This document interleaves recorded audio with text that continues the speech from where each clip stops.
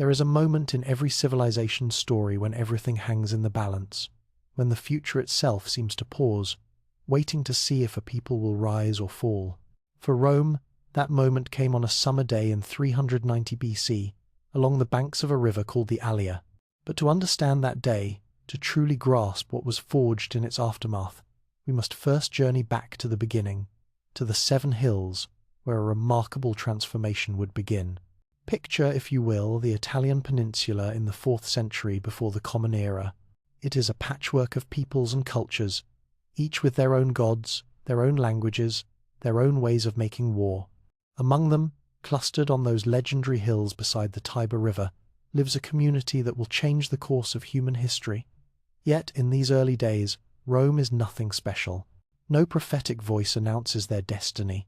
No divine hand marks them for greatness. They are farmers, primarily. Men who know the feel of a plough handle as intimately as they know the grip of a spear. When threats emerge, rival hill tribes, Etruscan raiders, bands of warriors seeking plunder, these Romans leave their fields, gather their simple weapons, and march out in defense of home. It is a pattern as old as settled civilization itself. The citizen soldier, the farmer warrior, has protected communities since humans first chose to stay in one place and grow crops rather than follow the herds. Consider for a moment what warfare meant to these early Romans. There was no professional military class, no standing army prepared for endless campaigns. War was seasonal, fitted between planting and harvest. A man might fight 3 or 4 campaigns in his lifetime, perhaps more if fortune or misfortune demanded it. The tactics were straightforward, borrowed largely from the Greeks whose culture dominated the Mediterranean world. Men formed up in a phalanx, shields overlapping, spears bristling forward like the quills of some vast metal hedgehog. Push forward. Hold the line. Victory went to whichever side could maintain formation longest, could endure the grinding, shoving horror of packed bodies and thrusting bronze. It worked well enough. For generations, it worked well enough. But warfare is an unforgiving teacher, and Rome was about to receive the harshest lesson in its history. The Celtic peoples, the Gauls, as the Romans called them, had been moving south through the Alps for years. These were not the organized armies of city-states, but tribal migrations, entire peoples on the move with their families, their possessions, their fierce warrior traditions. They were tall. These Gauls, also the Romans remembered them. Tall and pale-skinned, with flowing hair and moustaches, wearing trousers that shocked Mediterranean sensibilities. They carried long slashing swords and great shields painted with swirling patterns, and they fought with a wild abandon that terrified civilized soldiers who expected war to follow rules, to respect formations, to behave predictably. In 390 BC, a Gallic army led by a chieftain named Brennus approached Rome. The Senate, in its wisdom, gathered the legions, though they were not yet called by that name, and marched out to meet the threat. 11 miles from the city, along the river Allia, they formed their lines. The phalanx took shape, shields locked, spears levelled. Everything the Romans knew about warfare told them they were prepared. They were wrong. What happened next would be burned into Roman memory for centuries. The Gallic charge came not as an organized assault, but as a rolling wave of individual warriors, each seeking glory, each wielding those terrible long swords with devastating effect. The Roman formation, trained to fight in the measured way of hoplites, simply shattered. The phalanx, that symbol of civilized warfare, proved catastrophically vulnerable to the wild ferocity of the Celtic attack. Men broke and ran. The carefully maintained line dissolved into panicked individuals fleeing for their lives. It was not a battle. It was a slaughter. The Gauls pursued the fleeing Romans all the way back to the city, and then, with methodical efficiency, they burned Rome to the ground. For 7 months, the Celtic warriors occupied the Eternal City while the Senate and what remained of Rome's fighting men huddled on the Capitoline Hill, the last unconquered height, watching smoke rise from their homes, their temples, their entire world. Imagine the humiliation, the rage, the desperate questions that must have consumed every survivor. How had this happened? How had citizen soldiers who had successfully defended their city for generations been swept aside like children? What had they missed? What had they failed to understand about the nature of war itself? The Romans, bloodied and beaten, paid a ransom for the Gauls to leave. Legend tells us that when Roman officials complained about the weights used to measure the gold, Brennus threw his sword onto the scales and growled 3 words that would echo through history: Vae victis, woe to the conquered. But here is where Rome's true character reveals itself. Another people might have rebuilt their city and returned to their old ways, hoping never to face such an enemy again. Rome instead looked at the smoking ruins and asked a different question: how do we ensure this never happens again? What followed was nothing less than a military revolution. The Romans, with characteristic practicality, began to analyze what had gone wrong. The phalanx had failed not because the concept was flawed, but because it was inflexible. It required level ground, required all men to move as one massive unit, required enemies who fought in predictable ways. The Gauls had exploited every one of these limitations. So Rome's military thinkers, and they were thinkers, making decisions based on hard-won experience rather than tradition, began to experiment. They divided their forces into smaller units called maniples, from the Latin for handful. Instead of one massive phalanx, the legion would fight as multiple smaller formations, each capable of independent action, yet coordinated with the whole. It was like replacing a single giant fist with a dozen smaller, more nimble hands, each able to block, strike, or grab as the situation demanded. The difference was revolutionary. Where the phalanx could only push forward or hold position, the manipular legion could adapt. If one maniple faced overwhelming force, those behind could flow forward to reinforce. If terrain broke up the formation, rocky hillsides, dense forests, urban streets, each maniple could navigate independently and reform as needed. The Romans had discovered something fundamental about warfare. Flexibility often trumps raw power, but this was only the beginning. New formations required new weapons. The long spear of the phalanx, ideal for a packed mass of men but clumsy in individual combat, gave way to shorter weapons better suited to fluid fighting. From Rome's wars in the mountainous regions of central Italy, from conflicts with the fierce Samnites who knew how to fight on broken ground, the Romans learned and adapted and refined. They created the pilum, a throwing javelin with an iron shank specifically designed to bend on impact. Think about the genius of this. The pilum wasn't just a missile weapon. When it struck an enemy's shield and its shank bent, the shield became unwieldy, forcing a warrior to discard his primary defense. Even if the pilum missed completely, it stuck into the ground where it could not be thrown back. Every detail had been considered. Every element served multiple purposes. And then came the gladius. The gladius hispanensis, the Spanish sword, would become the symbol of Roman military might for centuries. Short, barely 2 feet of blade, designed not for the sweeping slashes favoured by Celtic warriors but for quick, efficient thrusts in close combat. A Roman legionary didn't need much room to use his gladius. In the press of battle, packed close with comrades and enemies, he could still strike with lethal precision. Thrust to the abdomen, thrust to the throat. Quick, economical movements that conserved energy while maximizing lethality. It was a butcher's weapon, really. There was nothing glorious about the gladius, but it was perfectly suited to the new Roman way of war. Disciplined, efficient, devastatingly effective. The shield evolved as well, the scutum, a curved rectangle of laminated wood covered in leather and edged with bronze. Large enough to protect from shoulder to knee, curved to deflect blows rather than absorb them directly. A legionary could crouch behind his scutum and become virtually unreachable, or he could use it as a weapon itself, slamming its metal boss into an enemy's face before following with a gladius thrust. But technology alone does not win wars. The greatest innovation was organizational, cultural even. The Romans began to think of war as something that required study, practice, constant refinement. Their commanders, men who would later be called centurions and tribunes, drilled their soldiers endlessly. The same movements, repeated until they became instinct.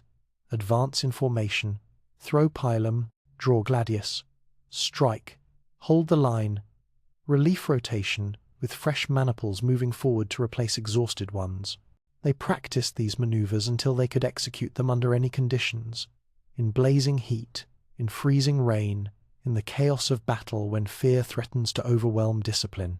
This was the forge in which the Roman legion was created, not in triumph but in disaster, not through innovation for its own sake but through desperate necessity. The ashes of their burned city became the foundation for something unprecedented, a military system based not on individual heroism or warrior culture but on collective discipline, adaptable tactics, and relentless improvement. The farmer soldiers who had fled from the Gauls at the Allia were transforming into something new. They remained citizens, still owning their small plots of land, still returning home between campaigns, but they were becoming professional in mindset, if not yet in practice. They understood that warfare was a craft that could be mastered through study and repetition. That victory came not from divine favor or individual courage alone, though both had their place, but from superior organization and tactics. Rome's neighbors, the various peoples of Italy, learned this truth through bitter experience. The Samnites, tough mountain warriors who had dominated central Italy, found themselves ground down in 3 brutal wars spanning nearly 50 years. Each time the Romans were defeated, they analyzed what went wrong and adapted. Each time they found a new tactic, they incorporated it. The Samnites won battles but lost wars, because Rome had discovered something more valuable than victory: the capacity to learn from defeat. By the early 3rd century BC, barely 100 years after the humiliation at the Allia, Rome controlled the entire Italian peninsula. The city that had been burned to the ground by Celtic raiders now commanded the military manpower and resources of countless communities. And the legion, that remarkable military machine born from disaster, was about to face its greatest test. For across the Mediterranean, in the wealthy city of Carthage, another power was rising, a commercial empire built on trade and naval dominance, a civilization that would push Rome to the very brink of extinction and, in the process, forge the legions into the most formidable military force the ancient world had ever seen. The 7 hills beside the Tiber had given birth to something extraordinary. Those farmers who learned to fight, who refused to accept defeat as final, who transformed catastrophe into revolution, they had created more than just a military system. They had created a culture that would dominate the Mediterranean for centuries. Blood and bronze had forged the legion, but this was merely the beginning. There are moments in history when the impossible becomes real, when the natural order of things seems to bend and break before sheer human will. In the autumn of 218 BC, Roman sentries in northern Italy began receiving reports that defied belief. An army was crossing the Alps, not through the passes but over them, with elephants. Hannibal Barca was coming. To understand what follows the greatest existential crisis Rome would face until its final collapse, we must first understand what Carthage was. While Rome had been perfecting the art of land warfare, Carthage had dominated the seas. Their empire stretched across North Africa, into Spain, encompassing Sicily and Sardinia. They were merchants, traders, builders of ships that could cross any ocean. Their wealth was legendary, their navy unmatched. And now, in Hannibal, they had found a military genius who would bring Rome to its knees. The First Punic War had ended 23 years earlier with Rome's victory, a victory won largely at sea, which was itself remarkable. Rome, a land power, had built a fleet from nothing and defeated the greatest naval power in the Mediterranean. But that victory had come at a terrible cost to Carthage. They had lost Sicily, paid crushing indemnities, watched their empire diminish. The peace had been less an ending than a pause, a gathering of breath before the next inevitable clash. Hannibal understood something fundamental about warfare against Rome. You could not defeat the Romans in Italy by landing an army from the sea. Their navy, built in the previous war, would contest every landing. Their legions would mass at the beaches. No, to defeat Rome, you had to do the impossible. You had to bring an army overland, through territories Rome considered safe, and strike before they could fully mobilize their vast reserves of Italian manpower. So Hannibal, 26 years old, and burning with his father's hatred of Rome, a hatred he had sworn an oath to maintain since childhood, led his army out of Spain in the spring of 218 BC. 50,000 infantry, 9,000 cavalry, and 37 war elephants. The journey itself reads like myth, through southern Gaul, fighting hostile tribes who saw only plunder in a passing army, to the banks of the Rhone, where Hannibal's engineers constructed rafts capable of carrying elephants, creatures weighing several tons each, across a swift-flowing river, and then, as autumn snows began to fall, into the Alps themselves. Imagine what this meant. The Alps in autumn are treacherous, even with modern equipment and paths. Hannibal's army faced narrow trails clinging to mountainsides, rock slides, hostile mountain tribes, and temperatures that dropped well below freezing at night. Men and animals died by the hundreds. Horses lost their footing and plunged into gorges. Elephants, those massive creatures from African plains, struggled through snow for the first time in their lives. Yet Hannibal drove them forward. When rock slides blocked the path, his engineers used fire and vinegar, heating the rocks and then rapidly cooling them to fracture the stone and clear the way. When tribes attacked from above, rolling boulders down onto the column, Hannibal's veterans fought back with a ferocity born of desperation. They had come too far to turn back. Death awaited them behind as surely as ahead. 15 days after entering the Alps, Hannibal's army emerged into the Po Valley. Of the 50,000 infantry who had left Spain, perhaps 26,000 remained. The cavalry had fared better still, nearly intact, but it was the elephants that struck terror into Roman hearts. Most had survived. These towering creatures, trained for war, trumpeting, their strange calls across Italian fields, nothing in Roman experience had prepared them for this. Rome's response was swift but conventional. They sent armies north to intercept Hannibal, first at the Ticinus River, then at the Trebia. Both times, Roman legions marched out confidently, secure in their superior numbers and their reformed tactics. Both times, Hannibal destroyed them. At Trebia, he drew the Romans into a carefully prepared ambush. The legions, lured across a freezing river in December, found themselves surrounded. Hannibal's Numidian cavalry, the finest light horsemen in the world, swept around the Roman flanks, while hidden troops emerged from concealment to strike the rear. Of 40,000 Romans who crossed the Trebia that winter day, barely 10,000 escaped, and still Rome did not panic. This is something you must understand about Roman culture. They simply did not conceive of ultimate defeat as possible. Other nations, when facing catastrophic losses, might sue for peace. Rome raised more legions. The Senate appointed a new commander, Gaius Flaminius, and sent him with a fresh army to stop Hannibal's advance south. In June of 217 BC, Flaminius caught up with the Carthaginian army near Lake Trasimene in central Italy. Or rather, he thought he caught up with them. Hannibal had spent days preparing the killing ground. He positioned his army in the hills overlooking the lake shore, concealed by morning mist. When the Roman column stretched out along the narrow path between hills and water marched past, Hannibal sprang the trap. From the mist-shrouded heights, Carthaginian troops descended. There was no time for the Romans to form battle lines, no space to maneuver. It was slaughter, not battle. 15,000 Romans died, trapped between Hannibal's army and the lake. Thousands more, driven into the water, drowned in their armour. Flaminius himself fell, cut down as he tried desperately to rally his men. 2 Roman armies destroyed in less than a year, and Hannibal was still marching south, gathering allies from among the Italian peoples who chafed under Roman rule. Rome finally understood the magnitude of the threat. They appointed a dictator, Fabius Maximus, who adopted a strategy of delay and harassment, avoid pitched battle, shadow Hannibal's army, cut off his supplies, harass his foragers. It was wise counsel, but it galled the Roman temperament. They wanted battle, they wanted vengeance, they wanted to meet this Carthaginian upstart in open combat and crush him with superior numbers. In 216 BC, they got their chance.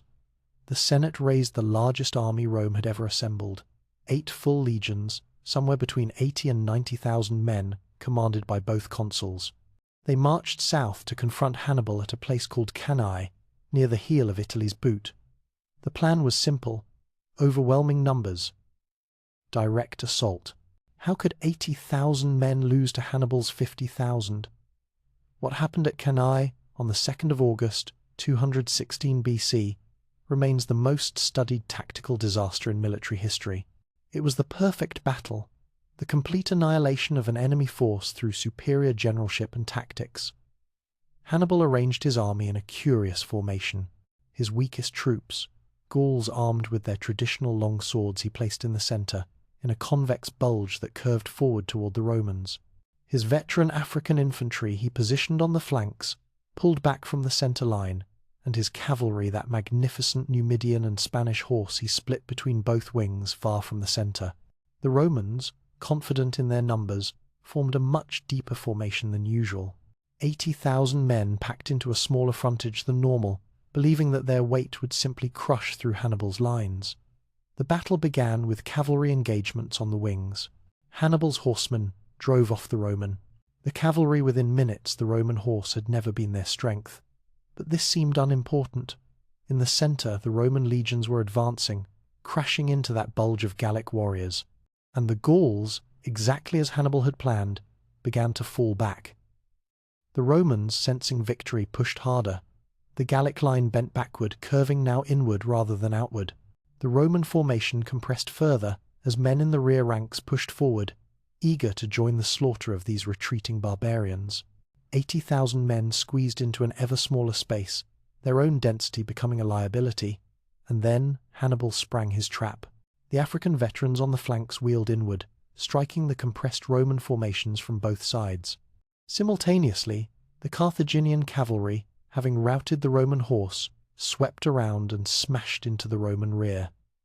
In minutes, the Roman army was completely surrounded.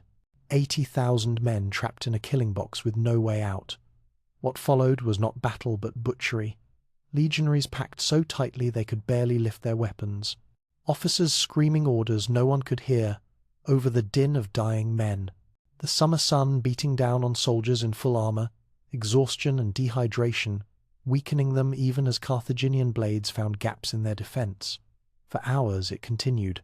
Men dying where they stood, unable to flee, unable to fight effectively, simply waiting for death to reach them. By evening, 70,000 Romans lay dead on the field at Cannae. 70,000. The consul Paulus dead, the proconsul Servilius dead, 80 senators dead. 2 full consuls' armies, the military might of Rome, erased in a single afternoon. In any normal world, this would end a war. No state could sustain such losses and continue fighting. Hannibal knew this. His allies knew this. The entire Mediterranean world waited for Rome to sue for peace. Rome refused. Consider what this means. What kind of people lose? 70,000 citizens in a single battle and decide to fight on?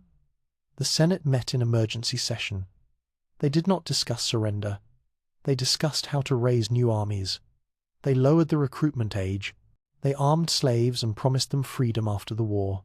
They scraped together every man who could hold a weapon, and they adopted Fabius's strategy of avoiding direct confrontation while bleeding Hannibal slowly. The Fabian strategy, they called it unglamorous, frustrating, but effective. For 13 years, Hannibal marched up and down Italy, winning battles, gathering allies, trying to force Rome to accept reality. For 13 years, Rome simply absorbed the punishment and continued the war. They sent armies to Spain to attack Hannibal's bases there. They denied him the reinforcements he desperately needed. They recaptured Italian cities that had defected to Carthage and made examples of them so brutal that other cities thought twice about switching sides. Slowly, inexorably, Rome's superior resources began to tell. Hannibal, brilliant as he was, could not conquer Italy with 50,000 men and no supply line from Carthage. His army, though victorious in every major engagement, was worn down by years of campaigning. His elephants, all but one, had died. His allies, seeing Rome's refusal to accept defeat, began to reconsider their allegiances. And in Spain, a young Roman commander named Publius Cornelius Scipio was learning how Hannibal fought, studying his tactics, understanding his use of cavalry, his ability to read terrain, his genius for psychological warfare. Scipio, barely in his 20s, was absorbing lessons that would reshape Roman military doctrine. In 204 BC, Scipio did what no Roman general had dared attempt. He invaded Africa. He landed an army in Carthage's heartland and began doing to them what Hannibal had done to Italy, ravaging the countryside, attacking cities, forcing Carthage to defend its own territory. Carthage, facing extinction, recalled Hannibal. After 15 years in Italy, after victories that should have won the war, Hannibal sailed home to defend Carthage itself. The irony must have been bitter. All those triumphs, all that tactical genius, and now he was being forced into a defensive war on terrain not of his choosing. The two generals met at Zama in 202 BC. Hannibal, the master of cavalry tactics, found himself facing a Roman commander who had recruited his own Numidian horsemen traitors to Carthage, perhaps, but superb warriors who knew how Carthaginian cavalry fought. Scipio had also adapted Hannibal's tactics, creating gaps in his formations that allowed Hannibal's elephants to pass through harmlessly rather than crushing the Roman lines. For once, it was the Romans who had superior cavalry. It was the Romans who used envelopment tactics. It was the Romans who had learned and adapted. The legions that had been slaughtered at Cannae were gone, but their successors had studied that defeat and emerged stronger. Hannibal lost. Not dramatically, it was a close-run thing, but decisively. The Carthaginian army broke and fled.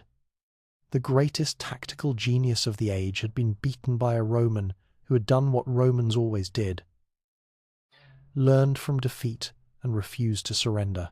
The Second Punic War ended with Carthage broken. They paid massive indemnities, surrendered their fleet, gave up all territory outside Africa.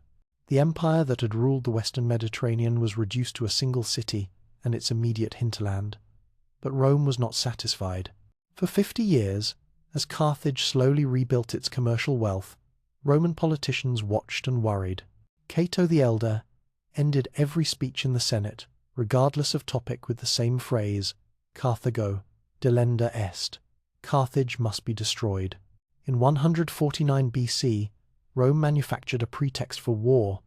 The Third Punic War was not a conflict between equals, but an execution. Roman legions landed in Africa with orders to erase Carthage from existence. The city held out for 3 years. 3 years of siege, of starvation, of desperate resistance by a people who knew what awaited them. When the Romans finally breached the walls in 146 BC, they spent 17 days fighting street by street, house by house. The Carthaginians contested every inch, knowing there would be no mercy. There was none. 50,000 survivors were sold into slavery. The city was systematically demolished, building by building, stone by stone. And then, according to legend, the Romans ploughed the ruins and sowed them with salt so nothing would grow there again. Whether this final detail is true or propaganda matters less than what it represents. Rome's absolute, terrifying commitment to the destruction of its enemies.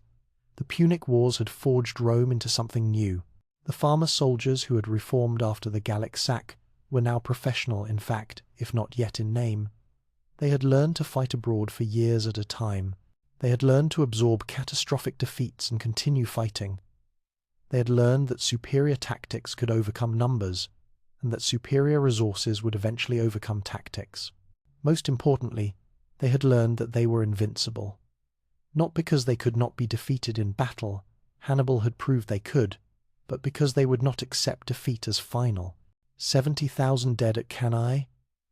Raise more legions. A genius general loose in your heartland for 15 years? Outlast him. A wealthy, powerful enemy? Destroy them so utterly they can never threaten you again. This was the crucible. These wars against Carthage transformed the legion from an effective military system into an instrument of unstoppable conquest. The soldiers who had fought in Spain, in Africa, in the endless campaigns in Italy, they were no longer citizen soldiers in any meaningful sense. They were professional, warriors who knew nothing but war, who expected to be at war, whose very identity was bound up in being legionaries, and they were about to change the world. There comes a time in every institution's life when the old ways can no longer sustain the new reality, when the structures that served admirably for generations suddenly become obstacles rather than supports.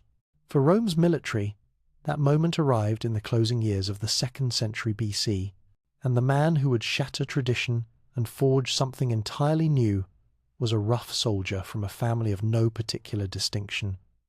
His name was Gaius Marius, and he would change warfare forever.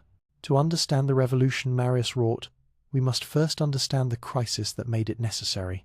Rome, by 107 BC, controlled an empire spanning from Spain to Greece, from North Africa to southern Gaul. But the military system that had won this empire was fundamentally unchanged from the one that had reformed after the Gallia sack 3 centuries earlier. The legions were still composed of citizen soldiers who owned property land that qualified them for military service. When Rome needed armies, these men left their farms, fought the campaign, and returned home. It had worked brilliantly when wars were seasonal affairs in Italy. It had even worked through the long Punic conflicts, though the strain was evident. But now Rome faced a new kind of threat, and the old system was cracking under the weight of constant warfare on multiple frontiers. The immediate crisis came from the north. Germanic tribes, the Cimbri and the Teutones, were moving south in a massive migration. These were not the Gauls of old, though they were equally fearsome. Perhaps 300,000 people on the move, including women and children, but with a warrior core of possibly 100,000 men. They had already annihilated several Roman armies in Gaul. In 105 BC, at the Battle of Aroesio, they had killed an estimated 80,000 Roman soldiers in a disaster that rivaled Cannae. Rome was terrified.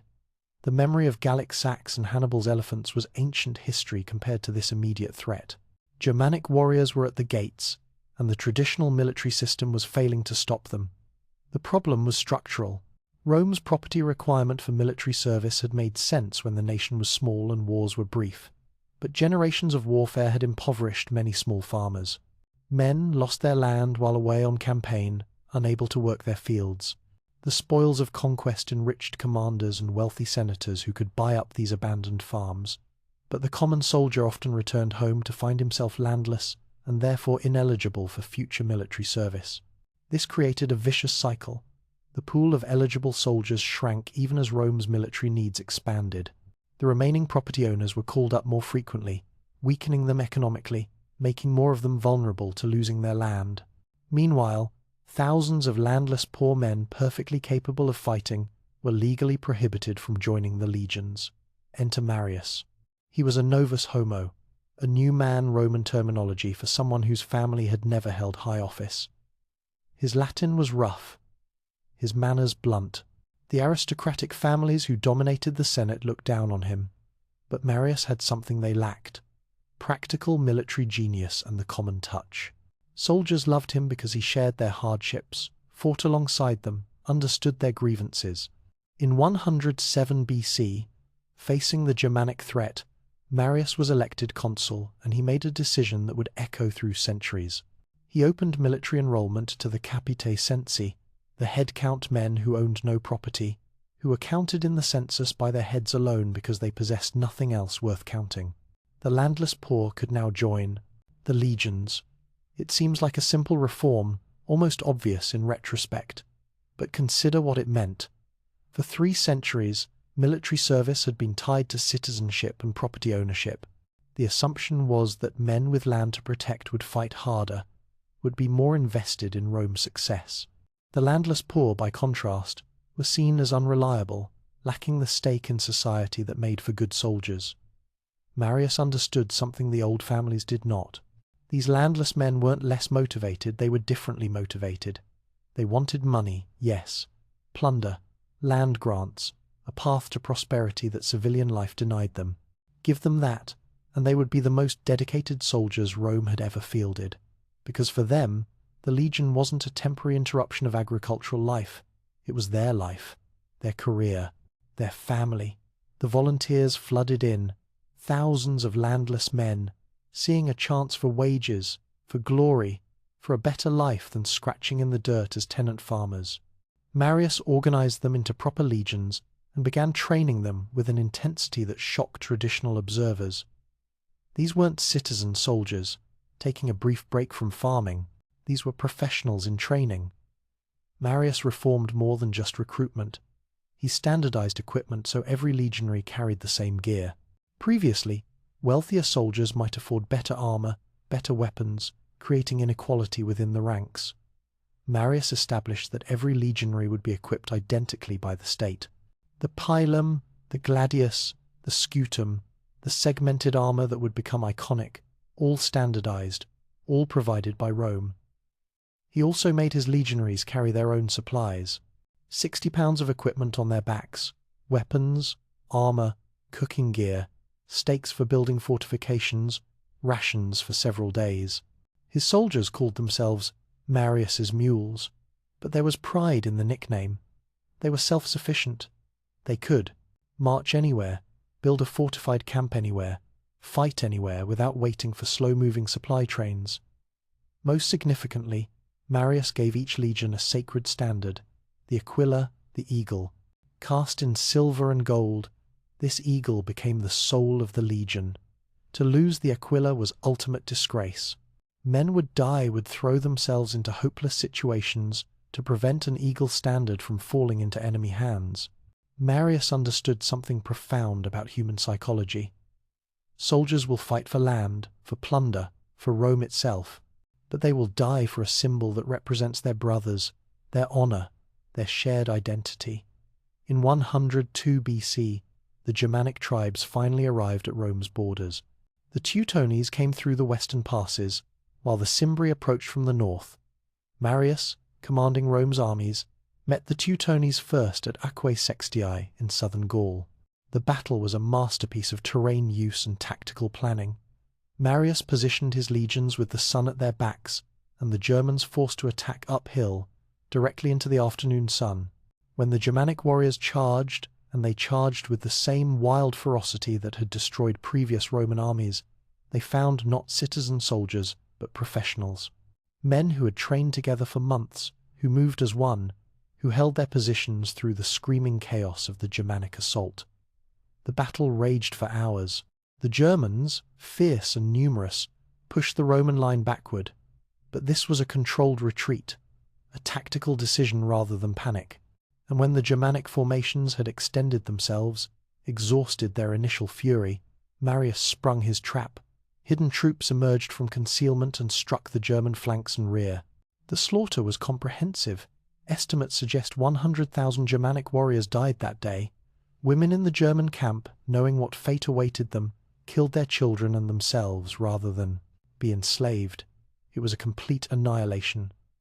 The following year, 101 BC, Marius met the Cimbri at Vercellae in northern Italy. This time, he used his cavalry more aggressively, sending them wide to envelop the German flanks while his legions fixed the Germanic warriors in place. The result was another crushing victory. Between the two battles, Rome had eliminated the Germanic threat entirely. Marius became a hero unlike any Rome had known. He was elected consul, an unprecedented 5 times in a row, a violation of all tradition, but the people and the Senate were too grateful and too frightened to object. He had saved Rome from a threat as existential as Hannibal, but his reforms had created something neither he nor Rome fully understood: a professional army whose loyalty was to its general rather than to the state. These landless soldiers looked to their commander for their pay, their bonuses, their land grants after service. The Senate might vote on wars, but the soldiers followed the man who could deliver rewards. Marius had forged a weapon of unprecedented power, but who would wield it? And toward what ends? The question answered itself within a generation. As Marius grew old, other generals adopted his reforms and built their own loyal armies. Sulla, Pompey, and eventually Caesar, each would command legions whose first loyalty was to their general rather than to Rome. But in 107 BC, this danger seemed distant and theoretical compared to the immediate triumph of the new model legions.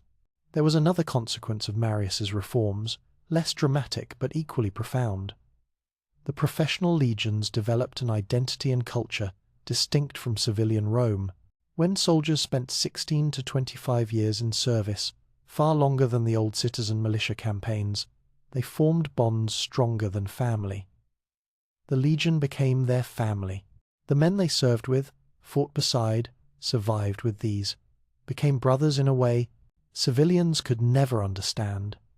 They developed their own rituals, their own traditions, religious practices, borrowed from everywhere the legions travelled.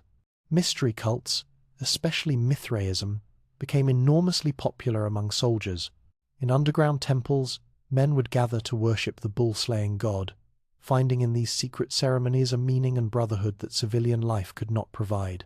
They developed slang, inside jokes, a distinct military culture. Veterans could recognize each other decades after service by shared references, by the particular way military training shaped their bearing and speech. They were set apart from civilian society, for good and ill, and they were effective beyond anything Rome had previously fielded. Marius's legions could march 30 miles in a day while carrying 60 pounds of equipment, then build a fortified camp before nightfall. They could fight in any terrain, any weather, against any enemy. They were engineers who could build roads, bridges, siege equipment. They were administrators who could govern conquered territories. They were teachers who spread Latin language and Roman culture everywhere they went. But the old aristocracy watched these developments with growing unease. Marius might have saved Rome from the Germans, but he had also upset the social order. The Senate had lost its monopoly on military power. Now any general with loyal troops could potentially march on Rome itself. This fear became reality during the social war of 91 to 87 BC. Rome's Italian allies, who had fought in Roman armies for generations but were denied full citizenship, finally rebelled, demanding equal rights. The war was savage, pitting Roman legions against Italian armies who fought with Roman tactics because they had learned them in Roman service. Marius, old but still influential, helped secure victory for Rome, but the war's aftermath revealed the new dynamics of Roman politics. Sulla, another successful general, found himself in conflict with Marius over command assignments. The dispute escalated, and in 88 BC, Sulla did something unprecedented in Roman history. He marched his legions on Rome itself. Consider what this meant. For 4 centuries, Roman armies had defended the city. Now a Roman general was attacking it with Roman soldiers. The legionaries followed Sulla because they were his men. He had led them in victorious campaigns, promised them rewards, earned their loyalty. When he told them to march on Rome, they marched. Marius fled. Sulla seized control, but when Sulla later left Rome to fight in the east, Marius returned with his own loyal troops and recaptured the city. The two men's rivalry plunged Rome into civil war, legion against legion, Roman against Roman. It was canae inverted, the destruction turned inward. Marius died during his 7th consulship, but the damage was done. The professional legions, created to defend Rome from external threats, had become tools of internal political struggle. Sulla eventually won and declared himself dictator, instituting brutal proscriptions that killed thousands of his political enemies. When Sulla died in 78 BC, he left Rome transformed. The legions were now fully professional. They expected 25-year terms of service. They expected regular pay from the state treasury. They expected land grants upon retirement. And they expected that their loyalty to their commander would be rewarded. The eagle standards flew over camps from Britain to Mesopotamia. The legions were ascendant, powerful beyond anything Roman founders could have imagined. But they were also dangerous in a new way. No longer bound by property ownership or temporary service, these professional soldiers had become a force unto themselves. Marius had looked at Rome's military crisis and seen that the old system was failing. He had created something new, something powerful, something necessary. He had given Rome the military capacity to conquer the known world, but in doing so, he had also given ambitious men the means to seize ultimate power. The eagles were ascending, but where they would lead Rome to unprecedented empire or ultimate destruction remained to be seen. The next generation would find out. A young officer named Gaius Julius Caesar was watching, learning, and planning. He had seen what loyal legions could accomplish, and he had ambitions that would make Marius's reforms seem like prologue. The professional legions were ready, and they were about to become immortal. There are figures in history who transcend their era, whose names become synonymous with power itself. Gaius Julius Caesar was such a man. But his immortality, the reason schoolchildren still learn his name 2,000 years later, rests not on his political maneuvering or his literary gifts, considerable as they were. It rests on what he achieved with the legions, and what the legions achieved through him. In 58 BC, Caesar became governor of Gaul. He was 42 years old, deeply in debt, politically ambitious, and commanding an army of 4 legions, roughly 20,000 men. Within a decade, he would conquer territory equal to modern France, Belgium, and parts of Germany and Switzerland. He would lead expeditions into Britain and across the Rhine. He would fight campaigns of such daring and brilliance that military academies study them to this day, and he would transform his legions into something approaching legend. But let us begin not with triumph but with crisis, because Caesar's genius, like Rome's own, revealed itself most clearly under pressure. In his first year as governor, a Germanic tribe called the Helvetii, some 368,000 people according to Caesar's own count, decided to migrate across Gaul. They were not invading so much as moving, families and possessions included, seeking new lands, but their path would take them through Roman territory and allied lands. Caesar, with characteristic decisiveness, decided to stop them. The campaign that followed set the pattern for everything to come. Caesar's legions marched with astonishing speed, covering distances that seemed impossible for ancient armies. They built bridges across rivers in days. They constructed fortifications overnight. When the Helvetii tried to evade them, Caesar's forces appeared where they shouldn't have been, moving faster than any army the Gauls had encountered. At Bibracte, Caesar fought his first major battle as commander. The Helvetii, desperate and cornered, formed their traditional shield wall and charged. Caesar's legions met them in the classic manipular formation, pilum volleys followed by gladius work at close quarters.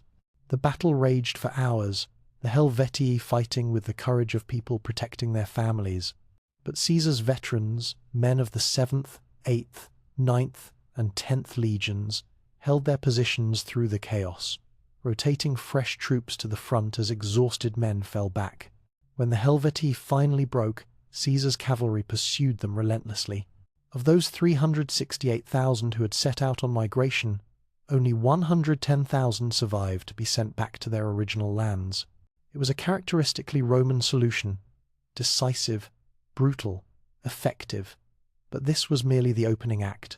That same year, a Germanic chieftain named Ariovistus crossed the Rhine with his own army, claiming dominion over Gallic lands.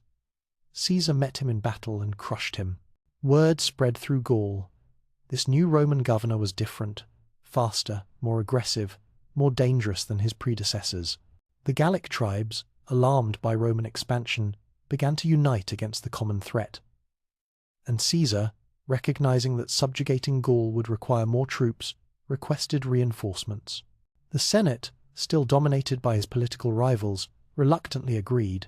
Caesar, now, commanded 10 legions, 50,000 of the most professional soldiers in the world. What followed were 8 years of nearly continuous warfare, not the large set-piece battles of earlier eras, but a grinding series of campaigns against different coalitions of Gallic tribes. Caesar was everywhere. When the Nervi launched a surprise attack on his army while it was making camp, Caesar grabbed a shield, pushed to the front lines, and rallied his troops to victory. When the Veneti threatened Roman control of the Atlantic coast, Caesar built a fleet from scratch and defeated their superior naval forces through tactical innovation.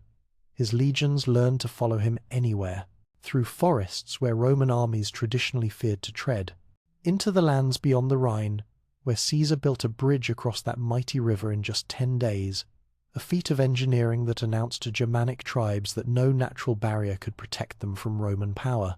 Across the narrow sea to the mysterious island of Britannia. Britannia. To Romans this was nearly mythical territory, an island at the edge of the known world, shrouded in fog and rumour.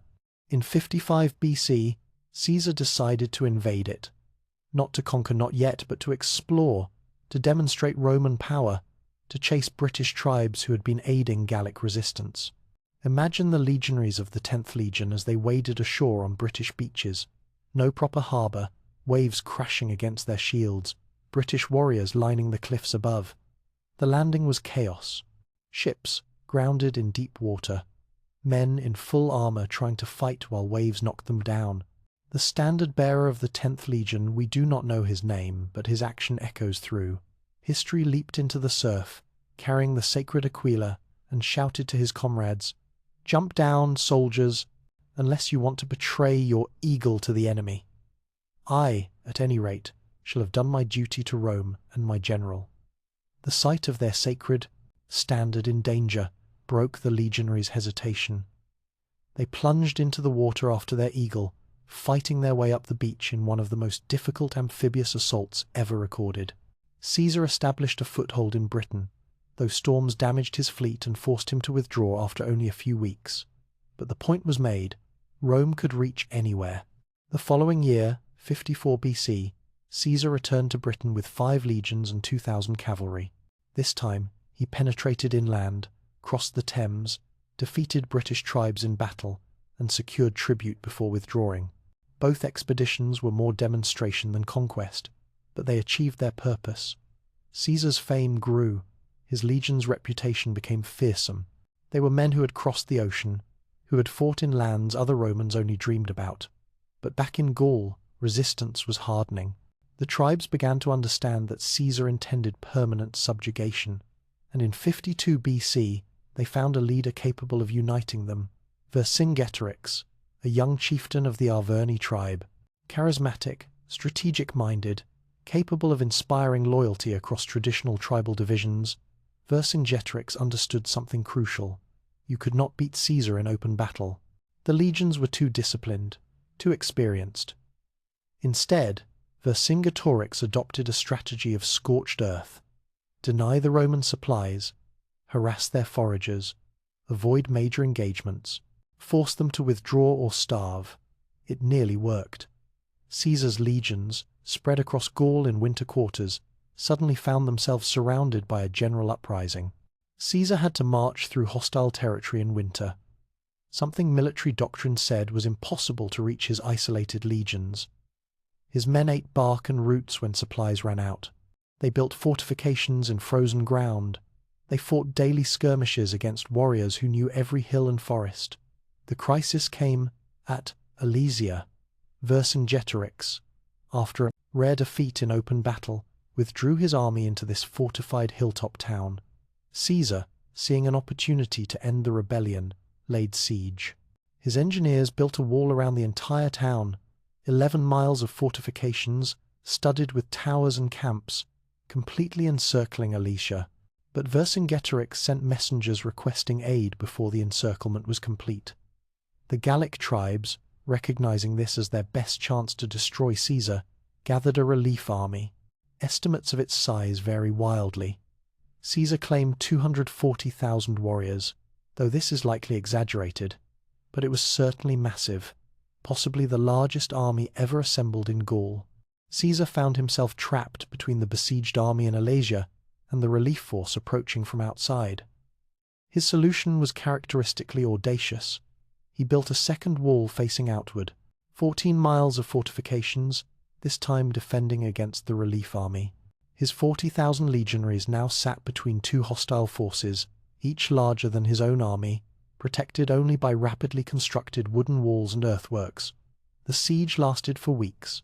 Inside Alesia, Vercingetorix's warriors and the civilian population began to starve. The Gauls expelled the women, children, and elderly, hoping Caesar would let them through his lines or at least feed them. Caesar refused both, letting them die in the no-man's land between the walls. It was brutal calculation. He could not feed them without weakening his own forces, and letting them through would give succor to his enemies. The relief army finally arrived and launched their assault. For 3 days, Caesar's legions fought on 2 fronts. Gauls attacked the outer fortifications while Vercingetorix's men tried to break through the inner walls. Caesar was everywhere, commanding here, reinforcing there, inspiring his exhausted men to hold just a little longer. At the climactic moment, when Gallic warriors broke through the outer wall at one point, Caesar personally led his cavalry in a counterattack that shattered the breakthrough. The relief army withdrew. Inside Alesia, starvation reached its breaking point. Vercingetorix, his people dying, his cause lost, made the only choice left.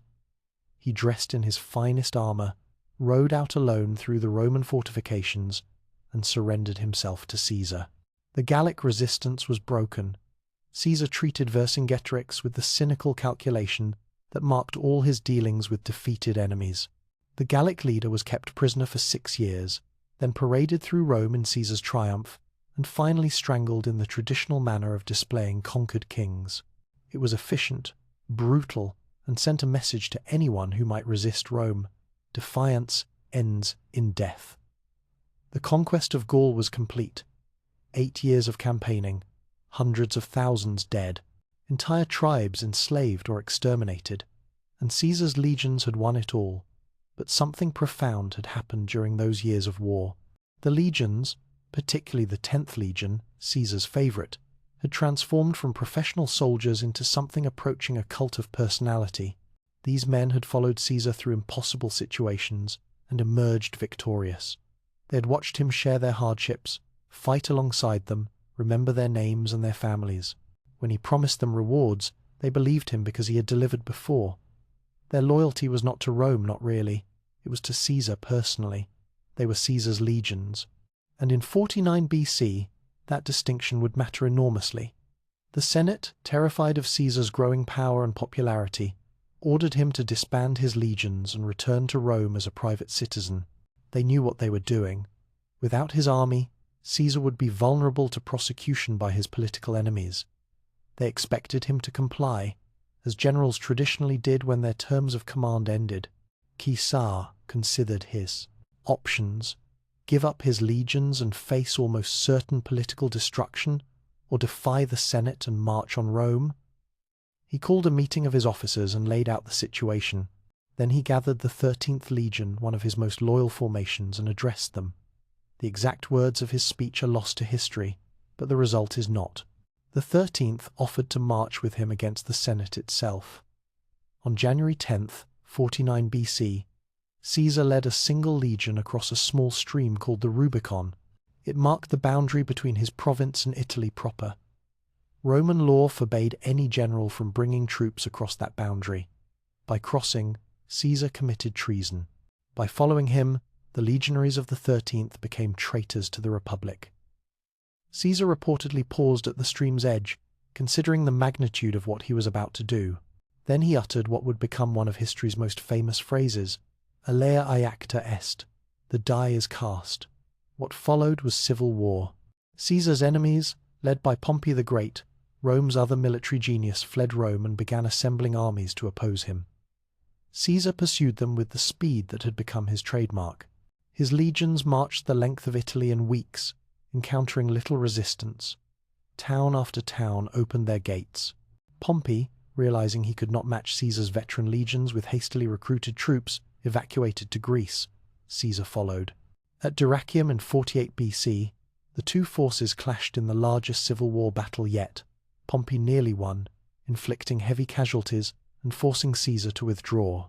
But Caesar rallied his troops and maneuvered for another engagement. At Pharsalus, 3 months later, he got his chance.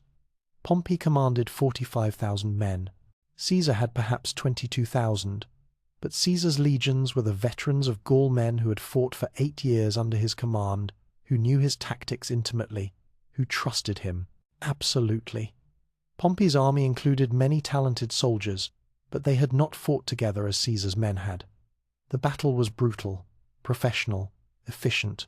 Caesar's legions executed complex maneuver under extreme pressure.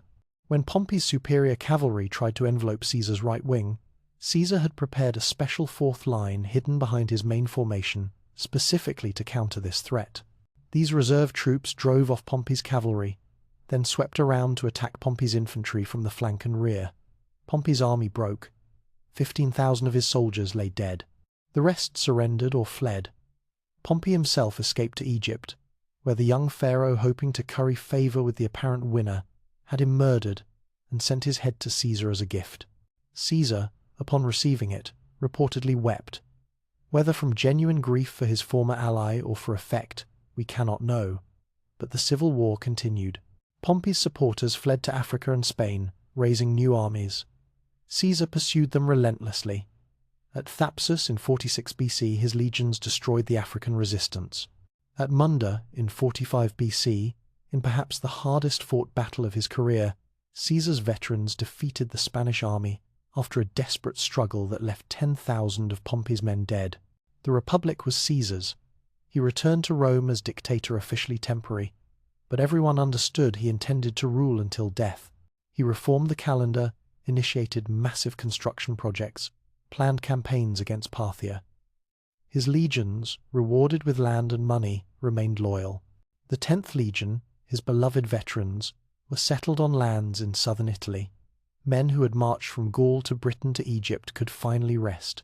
But Caesar made one fatal miscalculation. He believed that his clemency toward defeated enemies he had pardoned many senators who fought against him would earn their gratitude.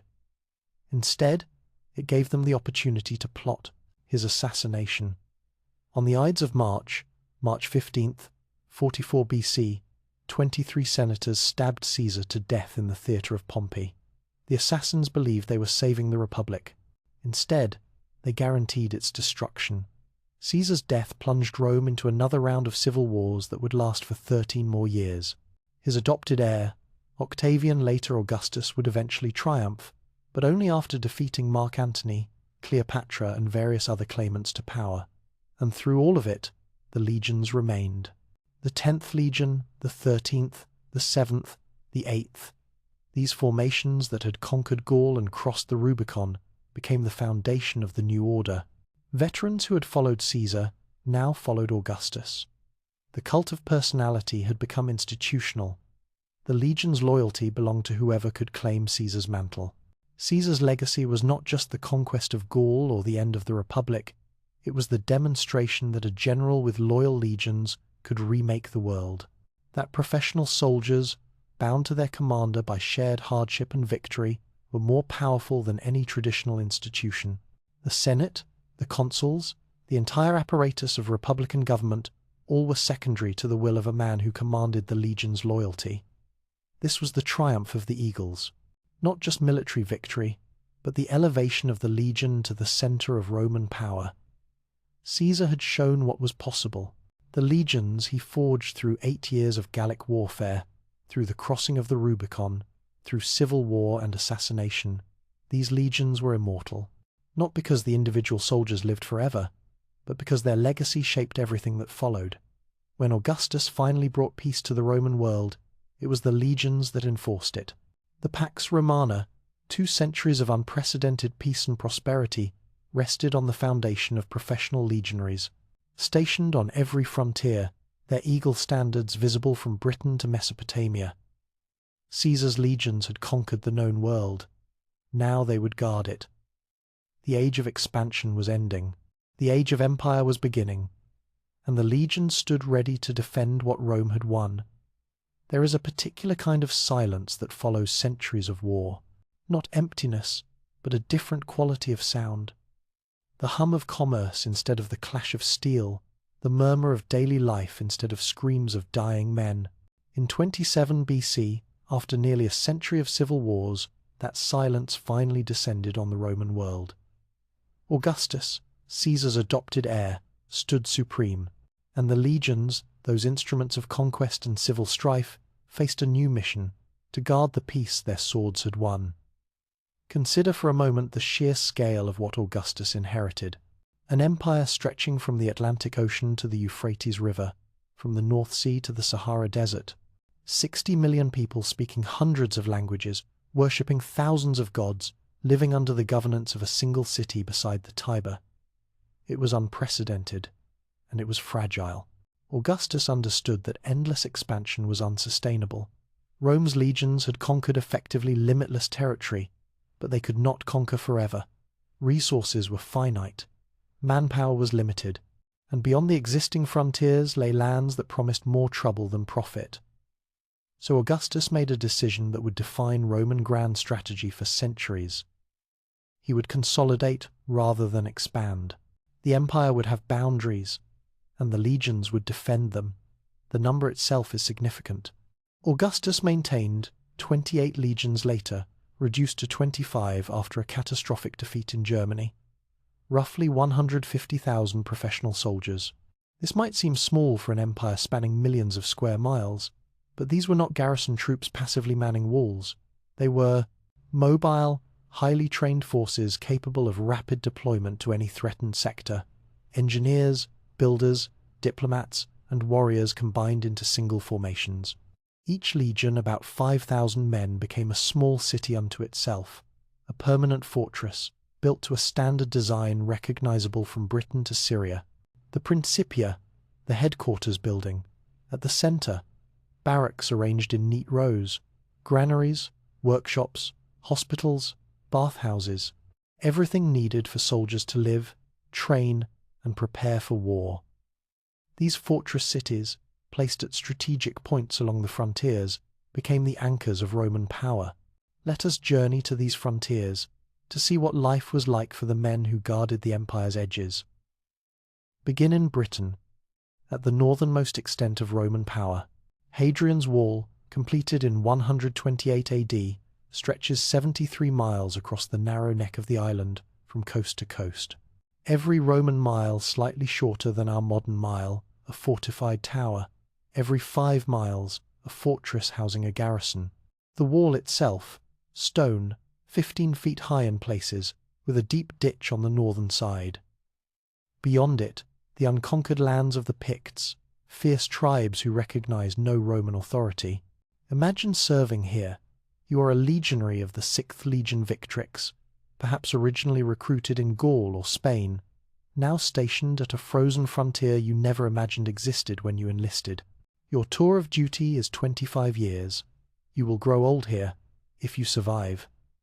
The weather is unlike anything your Mediterranean bones knew existed. Rain that falls sideways, cold that penetrates armor and never quite leaves your joints, mist that swallows the world beyond the wall, reducing visibility to arm's length. Your daily routine is monotonous. Dawn inspection, wall patrols, watching for movement in the northern wastes.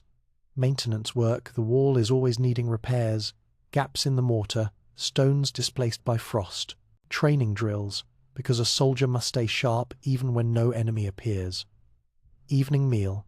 Sleep in barracks you share with 7 other men, the same 7 you have lived with for years, whose snoring and jokes and quirks you know better than your own families. Occasionally, excitement breaks the routine. A Pictish raid. Not an army, they rarely gather in numbers large enough to threaten the wall, but small groups seeking plunder or glory. The alarm sounds. You scramble to your post, gladius in hand, peering into the mist for moving shapes. Sometimes they attack, sometimes they melt away. You might never even see them clearly, just shadows in the fog. And yet, paradoxically, life here is not entirely hardship. Your pay arrives regularly, one of the few reliable aspects of military life. The Vicus, the civilian settlement outside the fortress, offers pleasures and comforts. Women live there, some of them unofficial wives of legionaries. Rome officially forbade soldiers from marrying during service, but everyone understood the reality. You might have a family in the Vicus, children who speak Latin with your accent and Brittonic with their mothers. The empire pretends not to see these marriages, but they are real nonetheless. When you retire, if you survive to retirement, you will likely stay here. Britain is home now, not some distant province you left decades ago. You will receive land, perhaps near the fortress where you served. Your children will be Roman citizens. The hybrid culture you helped create, neither fully Roman nor fully British, will endure long after the legions themselves are gone. Now, journey south and east, to the Rhine frontier. Here the legions face a different challenge. The Germanic tribes across the river. These are not the migrating hordes that Marius defeated, but settled peoples nonetheless dangerous for their martial traditions and their sheer numbers. 3 legions, the 1st Germanica, the 5th Alaudae, others rotating, through maintain the Rhine frontier from Lake Constance to the North Sea. The fortress at Mogontiacum, modern Mainz, houses 2 full legions. It is a city of soldiers, sprawling across hills overlooking the Rhine. Here the routines are similar to Britain, but the threat feels more immediate. Germanic warriors can be seen across the river, visible proof of the world beyond Roman control. Occasionally, embassies arrive. Tribal chiefs seeking alliance or tribute. Roman commanders negotiating, bribing, playing tribes against each other. The work of empire is not always done with gladius in hand. The legionaries here build, constantly, roads stretching into the interior, connecting fortress to fortress, allowing rapid troop movement, bridges across tributaries, watchtowers every few miles along the river. Augustus had learned a bitter lesson about expanding into Germania in 9 AD. 3 entire legions, the 17th, 18th, and 19th, were annihilated in the Teutoburg forest by Germanic tribes. The defeat was so catastrophic that those legion numbers were never used again. After Teutoburg, the Rhine became a fixed boundary, a line Rome would hold but not cross. The legionaries here are part of a military economic system. They receive supplies from the empire's interior, grain from Egypt, olive oil from Spain, wine from Gaul. These supply lines are marvels of organization. Thousands of tons of material moving hundreds of miles, arriving regularly enough that soldiers eat well and have proper equipment. In return, the military presence enables commerce. Merchants follow the legions. Roads built for military purposes carry civilian traffic. The prosperity of the empire depends on the security the legions provide. Continue southeast to the Danube, Rome's longest frontier, from the Black Forest to the Black Sea, approximately 1,700 miles, multiple legions stand guard. Here the challenges multiply. The Danube is wider than the Rhine, harder to patrol. The peoples beyond Dacians, Sarmatians, various Germanic and Slavic tribes are numerous and often hostile. This is perhaps the most important frontier, protecting the direct route to Italy and the Eastern Empire. The Emperor Trajan, ruling from 98 to 117 AD, made the conquest of Dacia, roughly modern Romania, his great achievement. 2 brutal wars, 101 to 102 AD and 105 to 106 AD, brought this wealthy region under Roman control. The victory was total. The Dacian capital, Sarmizegetusa, was destroyed. Their king, Decebalus, committed suicide rather than be captured. Trajan's column in Rome, that spiral of carved reliefs, commemorates the campaign in exquisite detail. Soldiers building bridges, storming fortifications, fighting desperate battles in mountainous terrain. The conquest added enormous wealth to Rome. The Dacian gold mines were legendary but also extended the frontier. More legions were needed, more fortresses built, more soldiers spending careers on this distant boundary.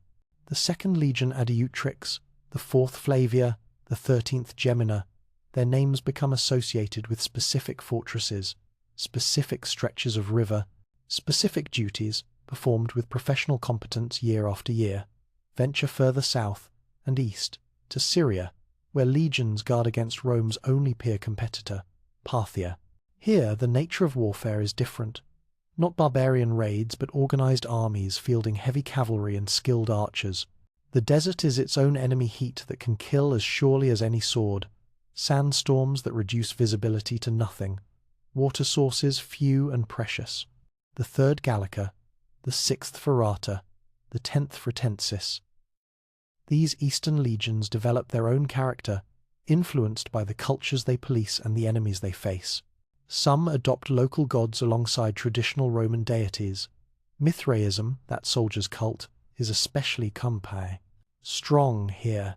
In underground temples, legionaries worship the bull-slaying god, finding meaning in mysteries borrowed from Persian traditions. These Syrian legions also face a unique challenge. They must be strong enough to deter Parthian aggression, but not so independent that their commanders become threats to the emperor. The East has always been Rome's wealthiest region. Cities like Antioch rival Rome itself in splendor. A general commanding Eastern legions has resources that could support a bid for the purple. Augustus and his successors rotate commanders frequently, ensuring no one builds the kind of personal loyalty that Caesar commanded from his Gallic legions. And finally, to Africa. The southern frontier is not a river but a desert. The 3rd Legion Augusta, based at Lambaesis in modern Algeria, patrols the edge of the Sahara. Their mission is less to repel invasions.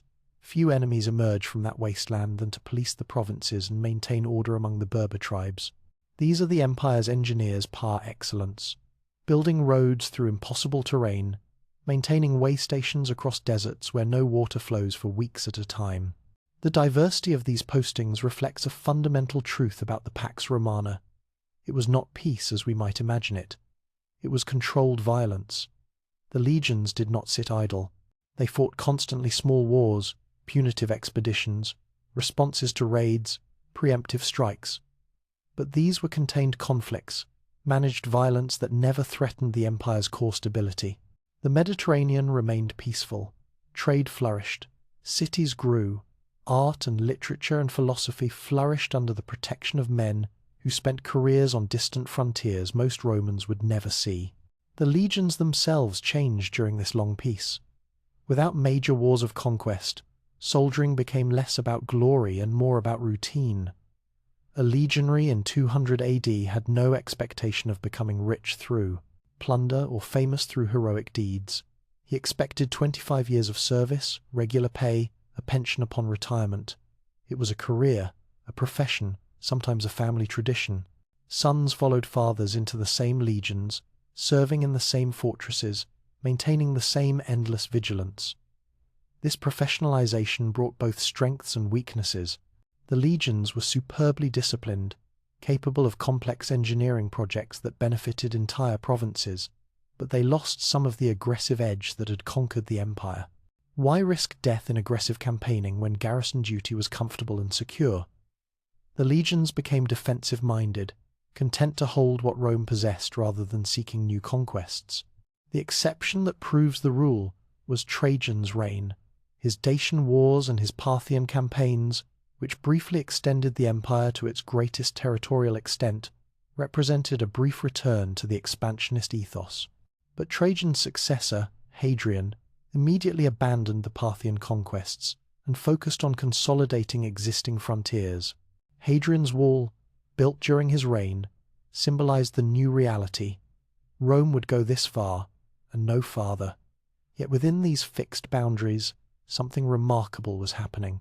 The legions were not just defending the empire, they were transforming it. Every fortress became a center of Romanization. Soldiers taught locals Latin. Veterans settling in frontier regions brought Roman customs, Roman gods, Roman law. Their children, half Roman and half native, became bridges between cultures. The empire's unity was not imposed purely through force, but through this gradual cultural blending, facilitated by the permanent military presence. Consider a specific example. A legionary named Marcus, recruited in Spain, serves 25 years in Germania. He retires with his pension and land grant near his fortress. He marries officially now, as retirement allows it, a Germanic woman he met in, the Vicus. Their children grow up speaking Latin and Germanic, worshipping Roman gods and local spirits, comfortable in both worlds. His sons might join the same legion their father served in. His daughters might marry merchants who follow the army, or local leaders, or other veterans. Within a few generations, the distinction between Roman and native blurs beyond recognition. This was the genius of the Pax Romana, not forced assimilation, but organic integration, with the legions serving as the catalyst. The empire endured not despite its diversity, but because of it. Because local elites saw advantages in Roman citizenship, because veterans brought prosperity to frontier regions, because the security the legions provided enabled everyone, Romans and provincials alike, to live better lives than they would have under constant warfare. For 2 centuries, this system worked.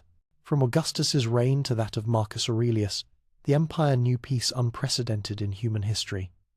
Yes, there were crises. The year of the 4 emperors in 68 to 69 AD, when civil war briefly returned after Nero's death, the Jewish rebellions that required massive military efforts to suppress, border conflicts that occasionally escalated. But these were aberrations. The normal state of affairs was peaceful prosperity, guarded by legionaries who took pride in their role as the empire's protectors. The eagles stood watch. In the cold mists of Britain, along the broad rivers of the Rhine and Danube, in the Syrian deserts and the African wastes, generations of soldiers, most of them from the provinces rather than Italy itself, maintained the boundaries that allowed civilization to flourish within. They were not conquerors anymore, they were guardians, and they took their duty seriously. But nothing lasts forever. Even as the legions stood vigilant on Rome's frontiers, forces were gathering that would test them as never before. New enemies were emerging. The empires, economic system was showing strains. The very success of the Pax Romana, the prosperity and security it created, made people forget how hard-won and fragile it truly was. The long twilight was approaching, and the legions, for all their discipline and dedication, would prove unable to hold back the darkness forever. There is a moment when the turning point becomes visible, when the slow accumulation of problems, ignored or postponed, suddenly manifests as catastrophe. For Rome, that moment arrived in the 3rd century after Christ. The empire that had seemed eternal, the legions that had seemed invincible, both revealed themselves as mortal. What followed was not a sudden collapse, but a long, agonizing crisis that nearly destroyed everything Rome had built. The year 235 AD marks a useful beginning to this darkness, though the rot had been spreading for decades before. Emperor Alexander Severus was murdered by his own troops. Soldiers frustrated with his perceived weakness, his dependence on his mother's counsel, his reluctance to confront Germanic tribes along the Rhine. The assassins proclaimed one of their commanders, Maximinus Thrax, as emperor. He was a giant of a man. Literally, ancient sources claim he stood over 8 feet tall, risen from the ranks, the son of a Gothic father and Allan mother. The first emperor who had never set foot in the Senate, who had never been a senator, who came entirely from the military. His reign lasted 3 years before other legions killed him and proclaimed their own candidates. And thus began what historians call the crisis of the 3rd century. 50 years of civil war, economic collapse, barbarian invasions, and the near-total dissolution of everything Augustus had built. Consider the mathematics of chaos. In the 49 years between 235 and 284 AD, Rome saw at least 50 proclaimed emperors. Some ruled for years, most for months, several for mere weeks. The Senate lost all real power. The legions became kingmakers, and any general with enough loyal troops could claim the purple. The professional military that Marius had created, that Caesar had perfected, that Augustus had institutionalized it, had become a monster devouring the empire it was meant to protect. But the internal chaos was only part of the catastrophe. The barbarians had been watching, learning, growing stronger, and they had discovered Rome's weakness. The legions could not be everywhere at once. The year 238 AD brought horror to unprecedented scale. In Africa, a local governor named Gordian rebelled against Maximinus Thrax, proclaiming himself emperor. The Senate, desperate for anyone who was not a military strongman, endorsed him. Within weeks, Gordian was dead, killed by loyalist forces. His son, also proclaimed emperor, committed suicide. The Senate, terrified of Maximinus's vengeance, quickly proclaimed 2 more emperors from among their own number. Italy found itself with 4 proclaimed emperors in a matter of months, none with secure power. The legions split their loyalties. Armies marched against each other while the frontiers screamed for reinforcement. Germanic tribes, seeing their opportunity, poured across the Rhine and Danube. They were not organized invasions but opportunistic raids, dozens of war bands seeking plunder in an empire too distracted to defend itself. But the true apocalypse came from the east. The Sassanid Persians, successors to the Parthians, but far more aggressive and organized, had been building their strength for decades. Under Shapur I, they launched a massive invasion of Rome's eastern provinces. Cities fell, whole provinces were overrun, and in 260 AD, something happened that would have been unthinkable in the glory days. A Roman emperor was captured in battle. Valerian, who had managed to survive the chaos and establish himself as emperor, personally led his legions against the Persians. At Edessa, disaster struck. The exact details are murky accounts, conflict wildly, but the outcome was clear. The Roman army was destroyed. Valerian himself was taken prisoner. According to Persian sources, Shapur used the captured emperor as a footstool, forcing Valerian to kneel whenever the Persian king mounted his horse. When Valerian finally died in captivity, the Persians supposedly flayed his corpse and displayed his skin as a trophy. True or not, these stories spread terror throughout the empire. If emperors could be captured and humiliated, if legions could be destroyed, if the invincible Roman military machine could fail so completely, then what was safe? What could be trusted? The West was in equal turmoil. The Franks, a confederation of Germanic tribes, broke through the Rhine frontier and ravaged Gaul. Some raiding parties reached as far as Spain, pillaging cities that had known peace for 3 centuries. Other Germanic groups, the Alemanni, crossed the Alps into Italy itself. At one point, barbarian raiders came within sight of Rome's walls. The Eternal City, which had not seen enemy forces since Hannibal 5 centuries before, suddenly faced the possibility of sack.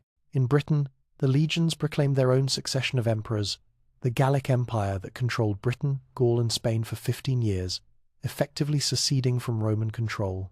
In the east, the Queen Zenobia of Palmyra carved out her own empire from Roman provinces, briefly controlling Egypt and much of the Near East. The empire was fragmenting, pulling apart under the weight of its own dysfunction. Yet even as the centre crumbled, the legions themselves showed remarkable resilience. Individual units, cut off from central authority, continued to defend their sectors. The 2nd Legion Parthica fought desperate battles in Italy against Alemanni invaders. The 3rd Legion Augusta maintained order in Africa even as emperors rose and fell, monthly, in distant Rome. These were the professionals that generations of training had created, men who understood their duty even when everything else collapsed. The turning point, the moment when total collapse became recovery, came with Claudius Gothicus in 269 AD. He was another military emperor, but one with strategic vision. At Naissus in the Balkans, he confronted an enormous Gothic invasion, possibly 320,000 warriors and their families, seeking to settle permanently in Roman territory. The battle lasted for days. Roman discipline against Gothic ferocity. Professional legionaries against desperate migrants. When it ended, the Goths were shattered. 50,000 dead, the rest driven back across the Danube. Claudius died soon after plague, not battle, but he had shown that Rome could still win, that the legions, properly led and supplied, remained the finest fighting force in the world. His successor, Aurelian, seized this momentum. Over 5 years of relentless campaigning, Aurelian reunited the empire. He defeated the Gallic secessionists. He crushed Zenobia's Palmyrene empire. He drove Germanic invaders back across the frontiers. He even found time to build new walls around Rome itself, a tacit admission that the city could no longer rely solely on distant legions for protection. Aurelian was murdered in 275 AD. Assassination remained the leading cause of death for emperors, but he had accomplished something crucial. The empire survived, battered, weakened, fundamentally changed, but intact. The crisis of the 3rd century had not destroyed Rome, though it came terrifyingly close. The reforms that followed in the early 4th century, particularly under Diocletian and Constantine, fundamentally restructured the empire and its military. Diocletian split the empire into eastern and western halves, each with its own emperor and capital. This acknowledged reality. The empire was too large, too complex, for single-person rule from Rome. Constantine, in 312 AD, moved the capital east entirely, founding Constantinople on the site of ancient Byzantium. Rome, the city that had given the empire its name, was now just one city among many important symbolically, but no longer the centre of power. And at the Battle of Milvian Bridge in 312 AD, Constantine's army went into battle with a new symbol painted on their shields, the She-Ro, representing Christ. The vision Constantine claimed to have received, "In this sign you will conquer," marked another profound transformation. Christianity, once persecuted, became first tolerated, then favoured, eventually mandatory. The legions, which had worshipped the emperor as divine, Mars as their patron, Mithras in secret temples, now marched under the banner of Christ. But these changes came at a cost. The legions of the 4th century were not those of the 1st. Chronic manpower shortages forced the empire to recruit heavily from barbarian tribes, the very people the legions were meant to keep out. Foederati, they were called federated troops, allied warriors fighting under their own leaders but in Rome's service. Some were excellent soldiers, loyal and effective, but they had no deep connection to Roman culture, no investment in the empire beyond immediate payment. The old citizen soldier was long gone, of course, that had ended with Marius 6 centuries before, But even the professional volunteer legionary was becoming rare. Why would a Roman citizen endure 25 years of harsh military service when increasingly the empire recruited from barbarians who would work for less? The legions became, paradoxically, less Roman, even as they defended Roman civilization. The tactical changes reflected this reality. The old manipular formations, perfected over centuries, gave way to simpler arrangements. The pilum disappeared from standard equipment. The gladius was replaced by longer swords, better suited to cavalry warfare, because increasingly Rome's armies centered on mounted troops rather than infantry. The legion itself became more administrative unit than a tactical one. Where Caesar's 10th Legion had been 5,000 men operating as a single coordinated force, 4th century legions might number only 1,000 or 2,000, operating as part of mixed formations of infantry and cavalry, Romans and foederati. The empire was adapting, surviving, but it was changing into something different. The question was whether the changes went deep enough, happened fast enough to save the system, or whether they merely prolonged the inevitable.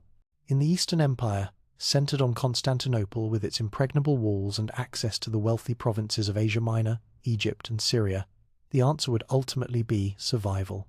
The Byzantine Empire, as historians later called it, would endure for another millennium, maintaining Roman law and culture even as it became increasingly Greek in character. But in the West, the signs were ominous. The economic base was weaker. Gaul and Spain could not match the wealth of the eastern provinces. The barbarian pressure was more intense. Germanic tribes pressed constantly on Rhine and Danube frontiers, while Britain faced increasing raids from Saxons, Picts, and Irish. And the political instability was worse, with rival generals and emperors struggling for power even as the frontiers crumbled. The year 378 AD brought catastrophe to the east, a warning of what awaited the west. The Goths, granted permission to settle in Roman territory as refugees from the Huns, rebelled when Roman authorities mistreated them. Emperor Valens led an army to crush the rebellion. At Adrianople in Thrace, his legions met the Gothic forces in pitched battle. What happened shocked the Roman world. Gothic cavalry, heavily armed horsemen fighting in a coordinated manner shattered. The Roman formations, the infantry, the legendary legions that had conquered the known world, were surrounded and annihilated. 2/3 of the army died. Emperor Valens died with them. His body never recovered from the field. It was the worst Roman defeat since Cannae, 600 years before. But unlike Cannae, Rome did not recover from Adrianople. The Eastern Empire made peace with the Goths, settling them in Roman territory as foederati. The Western Empire watched nervously as more and more Germanic groups pressed against the frontiers. The Rhine froze solid in the winter of 406 to 407 AD, and Germanic tribes walked across the ice. Vandals, Alans, Suevi, others pouring into Gaul in numbers that could not be repelled. The legions in Britain received a recall order in 407 AD. The island was being abandoned, troops needed desperately on the continent. The soldiers must have stood on those ancient walls, built by Hadrian 3 centuries before, knowing they would never return. The Picts they had watched for so long would soon come south unopposed. The Saxon raiders who had harassed the coasts would find no resistance. The Romano-British population would be left to fend for themselves. Some legionaries ignored the recall. They stayed in Britain, trying to defend the only home they knew. But without reinforcement, without supplies from the empire, without the system that had sustained them, they were just men with swords. Within decades, the Saxon conquest would begin. Within a century, the Roman culture of Britain would survive only in fragments, isolated Christian communities, half-remembered Latin words entering Germanic languages, roads that would remain useful long after anyone remembered who built them. And in 410 AD came the unthinkable. Alaric, king of the Visigoths foederati who had turned against the empire, led his army into Italy. Where were the legions? Scattered across the frontiers, undermanned, fighting desperately against multiple threats. Rome itself stood nearly defenseless. On August 24th, 410 AD, Gothic warriors entered the Eternal City. For 3 days they sacked Rome, the first time enemies had breached those walls in 8 centuries. The psychological impact was devastating. Rome had always been invincible, eternal, the center of civilization. If Rome could fall, if barbarians could loot the city of Augustus and Constantine, then nothing was permanent, nothing was safe. The poet Jerome, writing from distant Bethlehem, captured the shock. The city which had taken the whole world was itself taken. Yet even this was not quite the end. The Western Empire limped on for another 66 years. Armies calling themselves Roman legions still marched. Eagles still flew over some fortresses. Emperors still claimed authority, though their actual power extended little beyond Italy, and sometimes not even that. The final act came almost as anticlimax. In 476 AD, a Germanic general named Odoacer deposed the last Western emperor, a teenager with the cruelly ironic name of Romulus Augustulus, combining the names of Rome's legendary founder and its first emperor.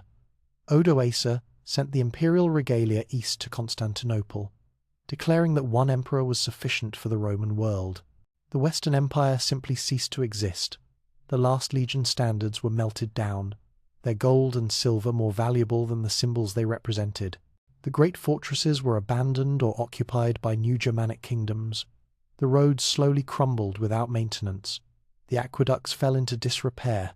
The cities shrank as trade networks collapsed. The Western Mediterranean world, which had known unity and relative peace for half a millennium, fractured into competing kingdoms that would spend the next 1,000 years fighting over the empire's corpse. Yet the eagle's legacy endured. The Byzantines maintained Roman military traditions for another 1,000 years. Medieval military orders, the Knights Templar, the Hospitallers modelled themselves on Roman discipline and organization. Renaissance commanders studied Caesar's commentaries and Vegetius's military manuals. The very concept of professional disciplined infantry, organized in units with esprit de corps and standardized training, this was Rome's gift to military history. And in the collapsed West, even the barbarian kingdoms recognized Rome's prestige. Germanic kings claimed Roman titles. They minted coins with Latin inscriptions. They issued laws based on Roman legal principles. They wanted to be Rome's successors, not its destroyers. The dream of empire, of unity and law and civilization, survived even when the legions that sustained it were gone. The long twilight had ended. The eagles had fallen. But their shadows stretched across centuries, shaping every military organization that came after. The legion was dead, but its legacy was immortal. There is a particular quality to endings, especially the endings of great things. Not always dramatic, not always clear in the moment, but profound in retrospect. The Roman legion did not die in a single catastrophic battle or a final desperate stand. It faded, transformed, was absorbed into new forms. Yet its echoes, the ideas it embodied, the standards it set, the legacy it created, these reverberated through the centuries that followed. Let us return briefly to that moment in 407 AD, when the last legions left Britain.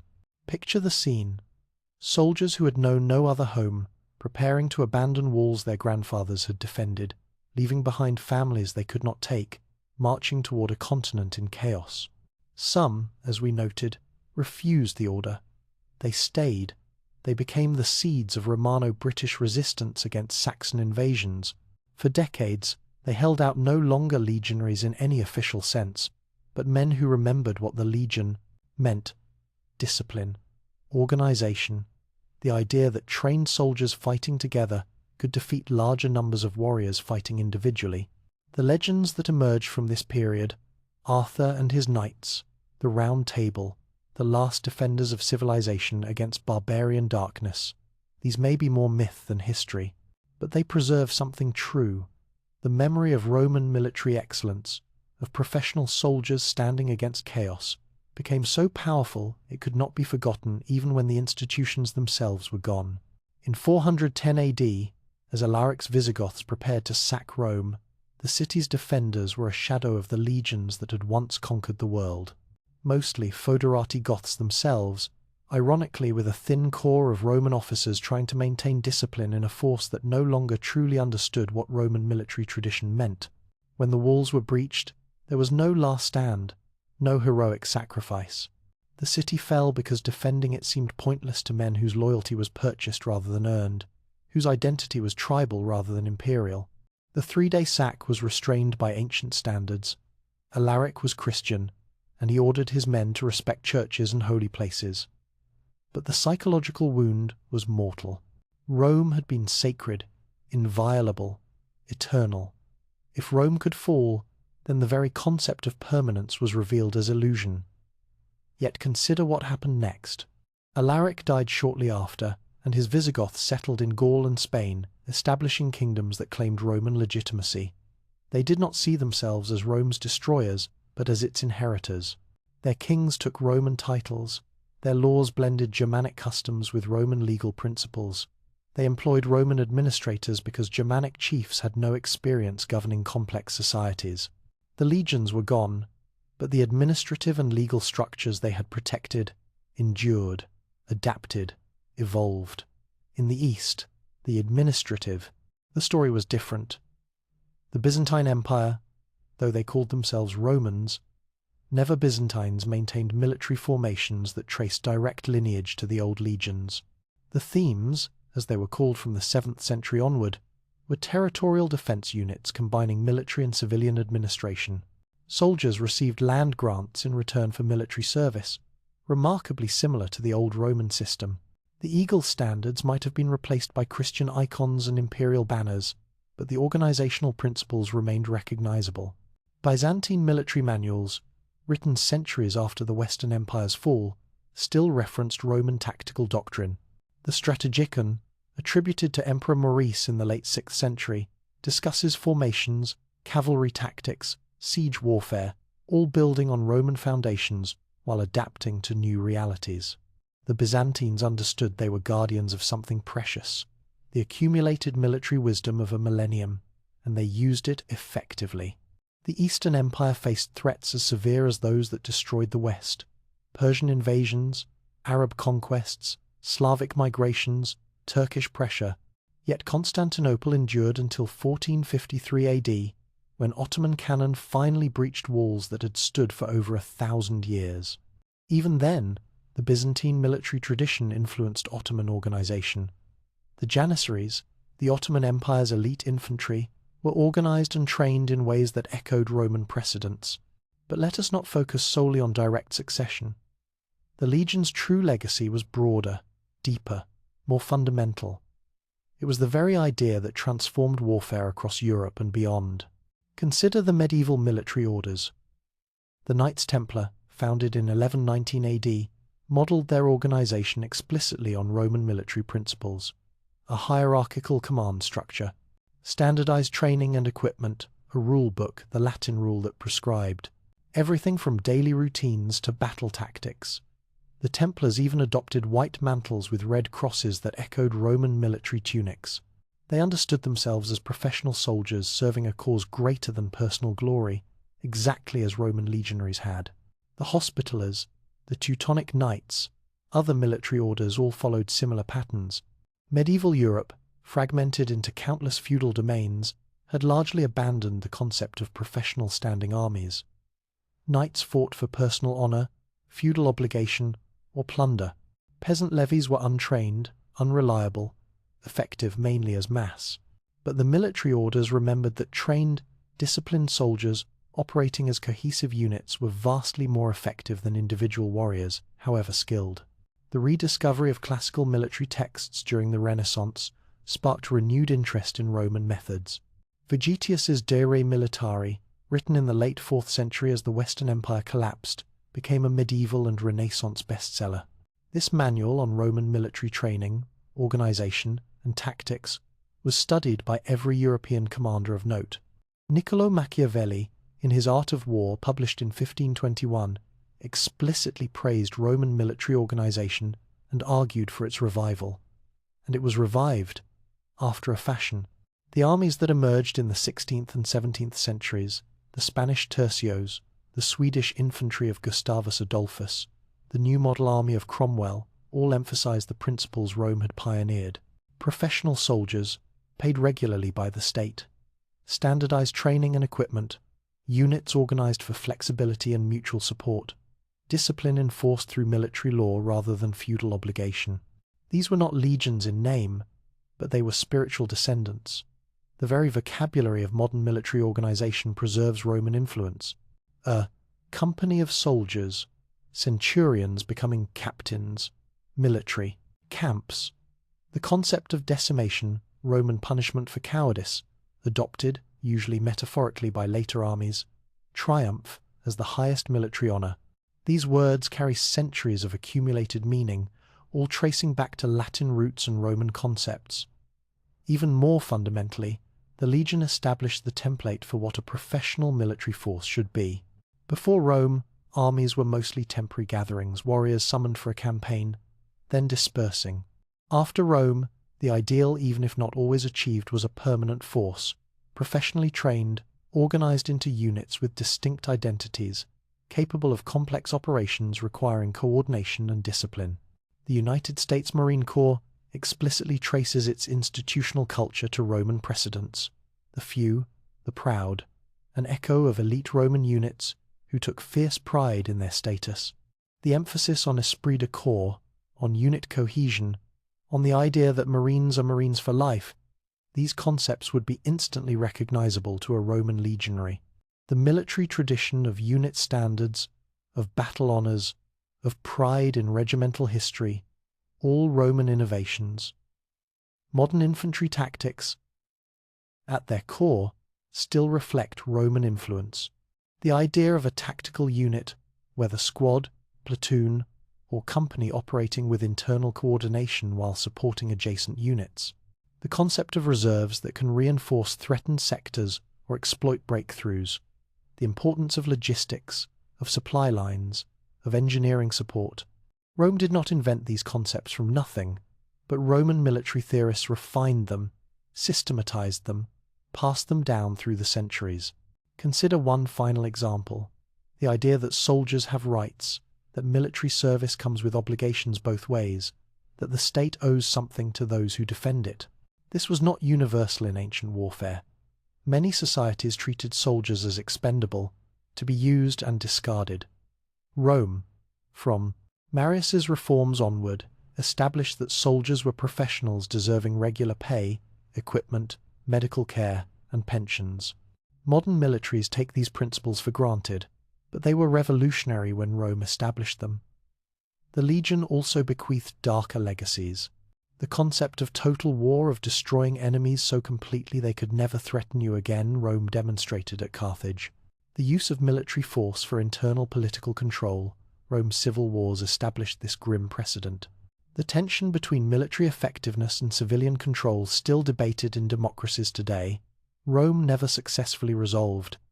These too are part of the inheritance. Yet on balance, what the legion represented, discipline overcoming chaos, organization trumping individual prowess, professionalism as the foundation of military effectiveness. These ideas proved so powerful, they could not die, even when the legions themselves ceased to exist. Walk through Rome today. The Colosseum, where gladiators fought in mockery of real battle. Trajan's Column, spiraling skyward with its detailed carvings of legionaries building, marching, fighting. The Pantheon, perfect in its geometry, built by soldiers who understood engineering as thoroughly as warfare. The Appian Way, ancient stones still bearing the weight of traffic, built by legions who understood that roads were as important as swords. These monuments endure because they were built to endure, by people who thought in terms of centuries rather than years. But the greatest monuments are invisible. They are the ideas, the organizational principles, the cultural concepts that shaped everything that came after. When Napoleon organized the Grande Armée, he was channeling Roman precedents. When military academies teach unit cohesion and combined arms tactics, they are teaching lessons the legions learned through centuries of warfare. When modern soldiers speak of honor, duty, loyalty to their units, these values were crystallized and transmitted by Roman military culture. In the end, the eagle's flight was not a journey from glory to extinction, but a transformation. The legion as a specific military formation died, but the legion as an idea, as a vision of what organized, professional, disciplined military force could achieve, that became immortal. Rome fell. The empire fragmented. the legions dispersed into history, but their legacy shapes our world still. Every professional military force on Earth today is, in some sense, the legion's descendant. Every army that values training over individual prowess, organization over chaos, discipline over passion. These are Rome's children, whether they know it or not. Stand in any military cemetery, anywhere in the world, read the inscriptions. The dates are different, the wars are different, the nations are different. But the values inscribed there: sacrifice, duty, honor, loyalty to comrades, these would be immediately recognizable to a Roman legionary standing watch on Hadrian's Wall 2,000 years ago. The eagle never truly fell, it merely folded its wings and settled into the foundation of everything that came after. The legion died, but its spirit, the idea that free citizens, organized, trained, and dedicated to a purpose greater than themselves, could accomplish the impossible, that spirit endures. This is what Rome left behind. Not just ruins and roads, not just laws and language, but a template for how humans can organize themselves for collective action. The legion was never just a military formation. It was a vision of what disciplined cooperation could achieve. It was proof that civilization could defend itself without becoming barbaric in the process. The last eagle standard was melted down 16 centuries ago, but somewhere tonight, soldiers stand watch on distant frontiers, protecting things they believe worth defending, bound to their comrades by ties stronger than blood. They are legionaries, whether they know it or not. The eagle flies still. Its form has changed, but its spirit that remains eternal. And that, perhaps, is the true triumph. Not the conquests, not the battles, not even the centuries of empire, but the idea that became so fundamental to human civilization that we can no longer imagine the world without it. The idea that ordinary people, properly organized and led, can accomplish extraordinary things, that discipline and courage together are stronger than either alone, that some things are worth fighting for, worth dying for, worth remembering forever. The Roman legion created an empire, but more than that, it created a legacy. And legacies, unlike empires, need not end. They simply echo forward through time, shaping everything they touch, connecting every generation that comes after to the one that came before. The eagle's last flight was not an ending. It was a beginning that continues still.